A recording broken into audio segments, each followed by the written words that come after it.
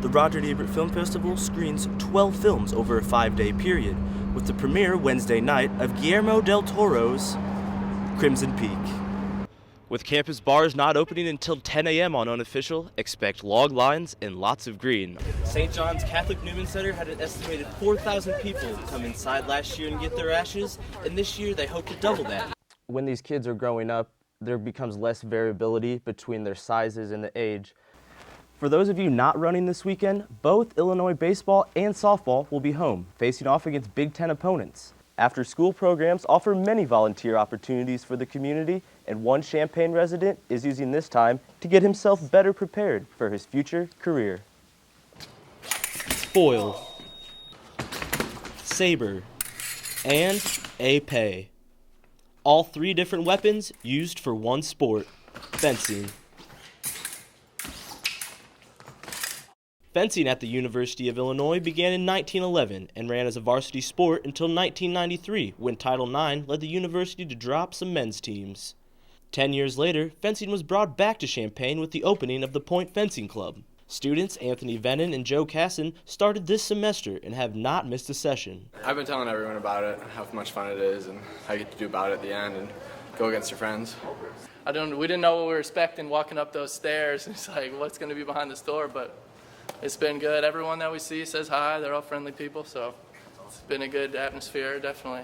The fencing season begins at the start of July, but students and residents are welcome to join any time of year to take lessons from members of the Point and the Fencing Illini. Fencing Illini member and Point Club instructor Ted Culbertson says the club is in no rush to return to the school. We're not necessarily just, desperate to be an official sport again. We're happy enough as a club.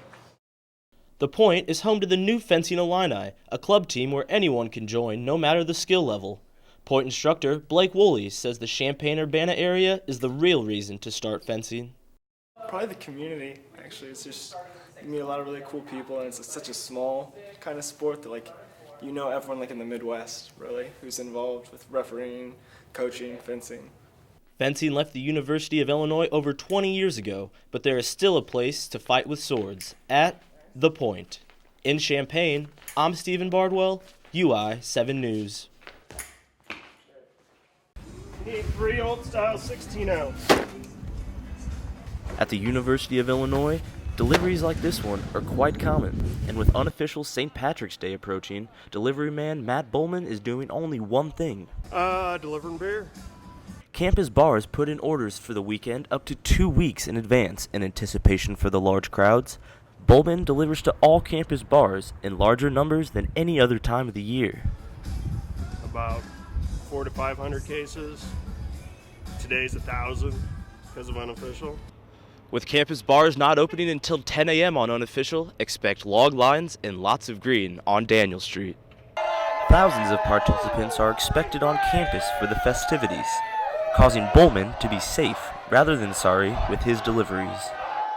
Pretty much we try to get everything done by Wednesday, so we don't have to come back down here on Thursday or Friday because it's so nuts.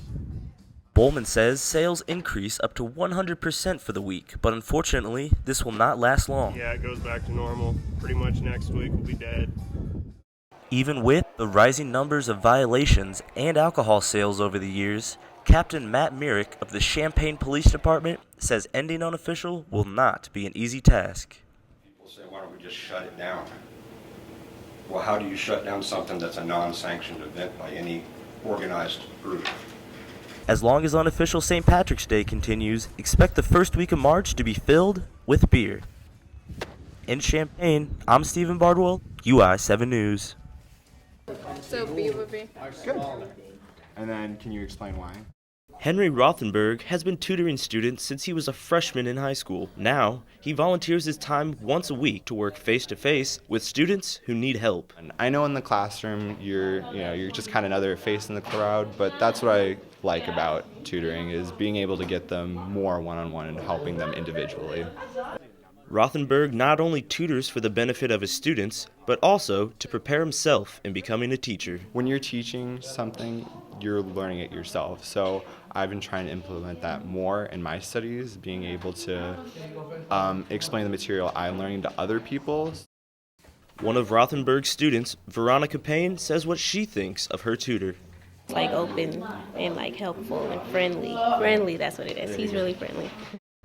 Rothenberg volunteers at Tap In Leadership Academy once a week, giving up to 3 hours of his time tutoring students at local high schools.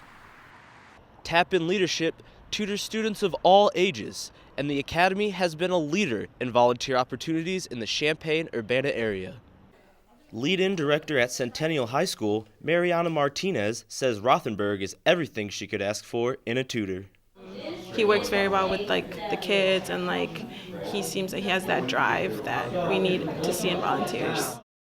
Volunteering is a small part of Rothenberg's life, and he hopes that the community will make it a part of theirs. Even if you can just spare like a half hour a day doing something that helps other people, it really makes a difference. Rothenberg hopes to become a high school biology teacher one day and is currently on the path. In Champaign, I'm Stephen Bardwell, UI 7 News. Some former Illini are getting their chance to make an impact at the next level. Late word that a 91-year-old man has been killed after being struck by an Amtrak train in southern Champaign County. The U of I Police Department lost one of their own.